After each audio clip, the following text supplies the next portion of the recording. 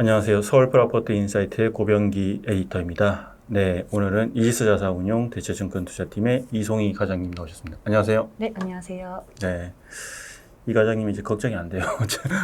혼자도 잘 하시더라고요. 이제 조금 익숙해진. 네, 시향은 근데 보니까 네. 원래는 제가 알기로는 2달에 한 번씩 돌아가는 걸로 알고 있는데 왜 네. 과장님 혼자 계속 하시려 한 거예요? 이제 다음 월 시황부터는 네. 이제 신영찬 과장이 하실 예정입니다. 네, 네.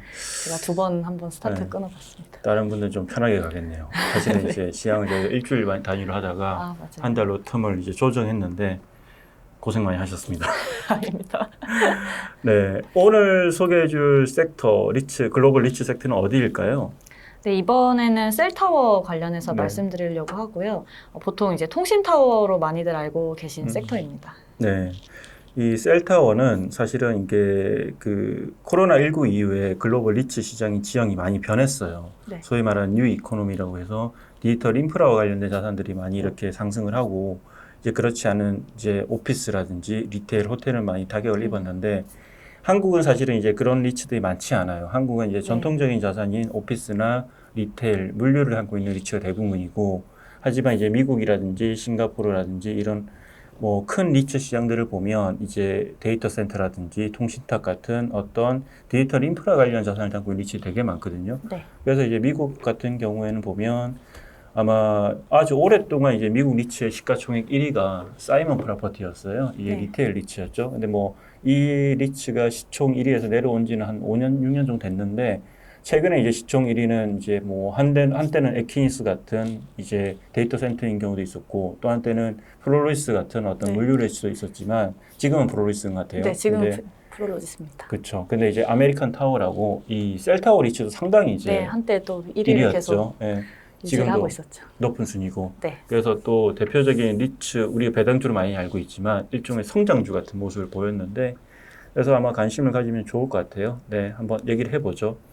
근데 좀 낯설긴 해요. 왜냐하면 네. 한국에는 이게 없죠. 단순히 상장 리츠뿐만 아니라 그냥 부동산 관련 간접 투자 상품으로서 이 통신탑을 담는 게 없거든요. 네, 맞습니다. 네. 보통 저희 이제 한국 같은 경우에는 이제 통신사들이 직접 통신타워를 이제 만들어서 그렇죠. 직접 자기들이 이제 들어가는, 그러니까 사실 임차는 아니고 직접 만들고 직접 사용하는 맞아요. 네. 형태를 이제 쓰고 있는데 미국이나 중국 같은 경우 아니면 이제 남미나 최근에는 유럽에서도 이제 통신타워를 이제 부동산 자산으로서 바라보는 경우가 많이 생겼고요. 네네. 이제 이게 좀 수익성이 좋은 이유는 사실 부동산 이제 리츠나 부동산 이제 통신타워를 소유한 부동산 업자한테는 이 토지랑 철근 기둥만 있으면 됩니다. 그렇죠. 그리고 이제 나머지 장비들은 이제 임차하는 통신사들이 이제 설치를 하고 장비를 사오는 것도 다 임차인들이 알아서 하는 거기 때문에 굉장히 수익성도 괜찮은 이제 사업이고요. 개발 마진도 타 섹터 대비해서 좀 높은 수준입니다. 50% 이상 나오는 이제 섹터고요. 네네. 이게 지금 그러면 이제 일단 상장 리츠로 있는 거는 미국만 있는 건가요? 그렇게 되나요? 해외에도 이제 통신사가 이렇게 상장된 통신사가 셀타워 사업부를 따로 두는 경우는 있고요. 이제 순수하게 통신타워 섹터로 리츠가 이제 있는 거는 이제 미국만 있습니다. 보니까 이제 미국 리츠 이제 가끔 이제 미국 리츠 협회에서도 이 셀타워 통신탑 리츠에 대해서 가끔 설명을 하더라고요. 근데 기본적으로 이제 보면 향후 장기적인 전망을 좋게 보는데 이제 5G라든지 또 더 나아가 이런 어떤 통신 수요 이런 데이터 수요가 늘어나다 보니까 자연스럽게 이게 또 좋아지더라고요. 네, 최근에 데이터 트래픽이 늘어나면서 이 데이터 사용량이 늘어날수록 통신타워는 더 많이 필요하게 되는 거고요. 그래서 통신사들은 이 데이터 트래픽을 감당하기 위해서는 통신타워에 추가적으로 장비를 부착을 해서 이제 감당을 해야 되는 상황입니다. 근데 통신타워 리츠 같은 경우에는 임대 수익 구조가 장비가 추가적으로 부착될 때마다 더 추가 임대료를 받는 거고 장비가 무거워질수록 더 받는다던가 이런 식으로 계속 이제 사업을 확장하고 있기 때문에 통신타워 리츠한테는 되게 호조의 업황이 지속되고 있는 상황이고요. 이게 우리나라 같은 경우 뭐 SKT라든지 KT가 뭐 자기들만 쓸 거잖아요. 근데 이제 미국 같은 경우에는 셀타워가 있으면 브라이저링이라든지 스프린트 같은 티모바일 같은 회사들이 한 셀타워를 공유하면서 이제 임대료를 내는 그런 구조인 거죠. 네, 데이터 센터의 코로케이션이라고 생각을 하시면 되고 타워 하나에 보통 2개에서 3개 정도 임차인이 임차하는 경우가 많은데 최근에는 거의 2개 정도가 임차를 하는 것 같습니다. 그래서 대표적인 이제 그러니까 미국의 통신사인 뭐 T-모바일이나 버라이즌, AT&T가 최근에 많이 임차를 하고 있고 이 스프린트가 T-모바일에 인수합병 되면서 네. 스프린트 외에 이제 4위 통신 사업자인 DC 네트워크가 최근 들어서는 네. 많이 임차하고 있는 상황입니다. 네. 사실 저도 최근에 미국 통신사를 볼 일은 없어가지고 네, 맞아요. 10년 전에 기억하고 있던 사이만 얘기했는데 인수합병 됐군요. 네. 네. 그래서 통신 사업 같은 경우에는 이제 독과점 이슈가 있어서 네. 이제 미국의 통신 협회인 FCC가 관리를 하고 있는데 거기서 4위 통신 사업자인 DC에게 이 1, 2, 3위가 독식을 하면 안 되기 때문에 네네네. 2022년까지 뭐 미국 인구의 20%를 커버를 해라라는 네. 조치를 이제 취한 바가 있었고요. 그래서 지금 DC가 빠르게 통신 타워에 임차를 하고 있는 상황입니다. 커지고 있는 거군요. 네. 그러면 이제 통신타워, 이제 셀타워 리츠는 이제 부지를 확보해서 이제 네. 통신타워 세우고 거기서 임차인을 유치하는 거, 이게 핵심 경쟁력인 건가요? 네, 핵심 경쟁력이고 네. 그거 외에는 딱히 이제 특별하게 비용이 들어가는 이슈가 없기 때문에 이제 네. 개발하기에 되게 좋은 부동산이라고 할 수 있겠습니다. 되게 뭐 말만 들어서는 되게 간단해 보이는데요. 네, 좀 간단하실 수는 있는데 네. 네, 결국 간단한 거고 이제 토지 네. 임대나 아니면 뭐 유지 관리비 정도 그리고 어쨌든 전기가 필요하기 때문에 네네. 뭐 이제 전기를 설치하는 비용이라든가 이런 비용만 들어가게 되고 트리플넷 구조라고 생각하시면 돼요. 네네, 그런 거죠. 네.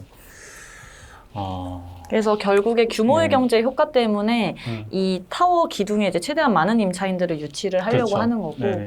그래서 뭐 임차인들이 많아질수록 사실 ROI가 이제 높아지는 게 맞는데 3개 이상은 사실 뭐 기술상 조금 불리하다고 해요. 정확한 기술은 저도 네네네. 잘 알지 못하지만 그리고 기둥의 두께라든가 이게 감당할 수 있는 무게가 한계가 있기 때문에 3개 정도, 2개에서 3개 정도 지금 임차인을 이제 유치하려고 하는 상황입니다. 이게 위치도 중요한가요?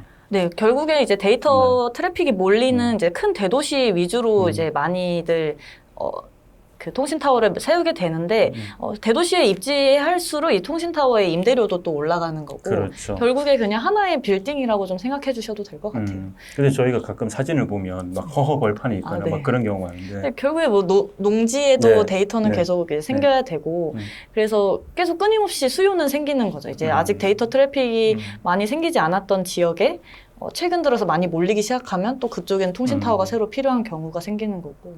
그래서 최근 들어서는 이제 새롭게 이제 통신타워를 세우는 리츠들이 이제 많아지고 있는 거죠. AMT에서도 이제 개발을 많이 하고 있고. 이게 뭐 저희 외형적으로 보면 약간 철탑 같은 그런 모형이 많은데 근데 최근에 일본을 보니까 이제 말씀하신 도심 내에서 이제 통신 트래픽 수요가 많다 보니까 오피스 빌딩에다가 네, 소형의 어떤 그런 셀타워 같은 걸 설치를 하더라고요. 네, 원래는 뭐 교회나 아니면 철근 기둥에도 많이 세웠는데 최근에 한국 같은 경우도 그렇고 일본 같은 경우도 그렇고 도심지에서는 이제 오피스 타워 꼭대기에 보시면 되게 이상한 철조물들 구조가 많이 있는데 그게 이제 통신탑이라고 보시면 되고 최근에 또 특이한 점은 크라운캐슬에서 이제 영위하고 있는 사업인데 스몰셀이라고 해서 이제 트래픽이 많아지다 보니까 이 셀타워 하나가 감당할 수 있는 게 좀 힘들어지고 이제 전파 같은 경우에는 간섭이 되는 경우가 많아서 뭐 빌딩이나 나무 같은 거에 부딪히면서도 간섭이 발생을 합니다. 그래서 이 도심지 내에 이 철근 기둥 이제 저희가 생각하는 대형 셀타워 주위로 스몰셀이라는 거를 설치를 하게 돼요. 근데 이거 같은 경우에는 뭐 나무에도 설치할 수 있고 그냥 소형 철근 기둥 뭐 이런 데도 자그맣게 이제 통신 박스로 이렇게 설치를 할 수 있기 때문에 스몰셀 사업도 최근에는 좀 각광을 받는 상황입니다. 특히 이게 5G가 최근에 좀 이슈가 되고 있잖아요. 그쵸. 네, 5G 같은 경우에는 4G 대비해서 이 전파 도달 거리가 좀 짧고 전파 소실이 좀 잘 된다고 해요. 5G에서 사용하는 주파수는. 더 많은 셀타워 필요한 거네요. 맞죠? 네, 더 많은 셀타워가 필요해서 지금 최근에 이 5G 모멘텀이라고 불리는 게 말이 생기고 있는 거고 스몰셀도 이제 최근에 이슈가 되는 거는 전파 도달 거리가 짧기 때문에 결국에 많은 게 필요하면 대형 셀타워보다는 조그마한 스몰셀을 설치하는 게 비용 측면에서도 유리하기 때문에 좀 이슈가 되고 있는 상황입니다. 근데 아직까지는 기술상 대형 셀 타워가 더 먼저 각광을 받고 있고 조금 더 지나면 이제 스몰 셀 쪽으로 수요가 몰리지 않을까. 그럼 이제 5G에서 그러니까 4G에서 5G 그리고 뭐 네. 6G로 가면 더 많은 이제 계속 셀 타워 필요한 건가요? 네, 필요한 거죠. 그럼- 새로운 주파수가 생길 때마다 새로운 장비를 부착을 해야 되고 그렇죠. 그러면 이제 임대료는 더 올라가고. 네, 어쨌든 이제 그런 측면이라면 장기적인 수요는 되게 견조하고 성장성은 있다고 이렇게 볼 수 있겠네요. 큰 틀에서 보면. 네, 큰 틀에서 보면 어쨌든 데이터라는 거는 사용량이 계속 증가를 하고 인구 구조적으로도 이제 사람들이 늘어나면 더 많이 사용하는 거기 때문에 그래서 AMT가 그 아메리칸 타워 같은 경우에는 이제 남미랑 인도 이런 데서도 사업을 영위하고 있어요. 그렇죠. 해외도 하더라고요. 네. 네, 그쪽은 이제 막 4G가 막 활성화가 돼서 3G에서 4G로 넘어오는 과정에서 또 수익이 발생하고 있는 상황이고요. 유럽이나 미국은 이제 4G에서 5G로 넘어오면서 수익이 발생을 하고 있죠. 재밌네요. 뭐 사실은 이제 전화기는 다 사용하실 거기 때문에 네. 이렇게 수요가 늘어나는 거를 이제 직관적으로 아마 다 이해를 하실 것 같아요. 네, 맞습니다. 셀타워를 볼 때 투자자들이 볼 때 그러면 이제 뭐 어떤 점을 좀 중요하게 봐야 될까요? 근데 사실 통신 타워라는 게 막 오피스처럼 실물 부동산이 이렇게 멋있는 빌딩이 있는 게 아니고 네. 철근 구조만 그쵸. 있잖아요. 네. 그래서 이 자산 가치 평가를 그렇게 높게 받지 못해서 그리고 부채를 많이 조달해서 빠르게 확장을 하다 보니까 네네. 좀 부채 비율이 많이들 이제 타 섹터 대비 좀 높은 상황입니다. 그래서 이 금리 인상기에 지금은, 가장 네. 영향을 받는 게 또 통신 타워이고요. 네네. 레버리지 보통 얼마나 돼요, 여기가 그러면? 지금 에비타 대비해서 이제 대비 거의 한 10배 정도, 9배 정도로 막 가져가는 상황이고요. 좀 이제 AMT 같은 경우에는 2015년에 버라이즌의 통신 사업부를 인수를 하고 네. 작년에는 이 텔시우스의 통신 사업부를 인수를 했었습니다. 그러면서 좀 부채 조달을 많이 한 상황이어서 좀 더 부채 비율이 높고요.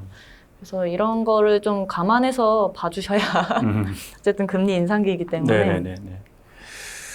그리고 또 네. 타세터 대비 배당 수익률도 그렇게 높지는 않아요. 그래서 그거는 이제 아무래도 성장을 네, 좀 성장형이기 많이 때문에 했기 때문에 네, 그나마 실제로 좀 높은 거는 크라운 네. 캐슬이 3% 나오고 네네. 네, 저도 예전에 한번 봤을 때 뭐 1, 2% 수준이었던 걸로 네. 기억나요. 네. 맞습니다. 네, 이거는 또 그만큼 주가가 많이 올랐기 때문에 네. 이제 우리가 이제 흔히 리츠를 배당형 상품이라고 하지만 글로벌 리츠 시장을 보면 미국은 사실 성장성을 좀 많이 네, 보는 많이 거고요. 이제 배당은 이제 싱가포르가 이제 실은 전체 수익률에서 배당이 차지하는 비중이 되게 큰 편이고 네. 우리도 뭐 싱가포르와 비슷하긴 하죠 현재는. 네. 현재는 좀 배당에 집중을 네. 하는. 음. 그래서 통신 타워 같은 경우에는 다 AMT랑 이제 크라운 캐슬 같은 경우에는 1999년에 IPO를 했었고 그 전까지는 그러면은 이제 네. 그냥 뭐 이 회사들은 그냥 IPO는 안 하고 네, IPO는 안 하고 네. 좀 그러니까 원래는 다들 통신사가 맨 처음에는 이 통신탑을 직접 설치하는 게 시작이었습니다. 근데 90년대 후반에 우리나라처럼 그랬었군요 네, 예전에는. 네, 우리나라처럼 그냥 통신사가 알아서 설치하고 왜냐하면 그때는 통신타워가 그렇게 많이 필요하지도 않았고요. 그래서 그걸 별도로 뭐 사업을 할 만큼 그런 네. 게 없었나 보네요. 네. 네. 그러고 나서 90년대 후반에 이제 통신타워 이제 임대 사업자들이 나타나기 시작했다가 98년에 AMT랑 CCI가 크라운캐슬이 IPO를 하고 99년에 SBA 커뮤니케이션즈가 이제 상장을 하게 됐는데 그때 이후에 주가 흐름 보시면 정말 꾸준히 우상향을 하는 모습을 네. 보실 수 있습니다. 아메리칸 타워 구글에 쳐서 아메리칸 타워 스탁 해가지고 네. 맥스로 해서 보시면 네, 그냥 이렇게 이제, 쭉 거의 네, 우상향하고 있습니다. 네, 그렇습니다. 그럼 이제 지금 이 현재 이제 그 세계 리츠 정도 있고 추가로 뭐 또 리츠 상장하거나 이런 새로 들어온 그런 어떤 이제 경쟁자는 없나요? 아직 경쟁자는 없고 이제 아프리카나 뭐 이런 데서 헬리오스 타워라고 또 이제 상장한 리츠가 있긴 한데 그런가요? 특별한 이제 경쟁자는 없습니다. 근데 아메리칸 타워 같은 경우에는 지금 유럽 진출에 되게 집중을 하고 있는데 이 유럽에서 이 통신 타워를 확장하기 위해서 좀 다른 통신사와 이제 좀 경쟁을 하고 있는. 네네. 거기는 이제 미국과 달리 이제 리츠가 아니라 통신사 직접 통신사가 이렇게 직접 가지고 있는 경우가 많은데 최근에 뭐 도이치텔레콤이나 이런 데서는 타워 사업부를 매각을 하고 있어요. 이제 유동성 이슈도 있고 그래서 이 매각권을 누가 가져가냐도 좀 이제 경쟁 이슈로 좀 나타나고 있는 상황이고요. 알겠습니다.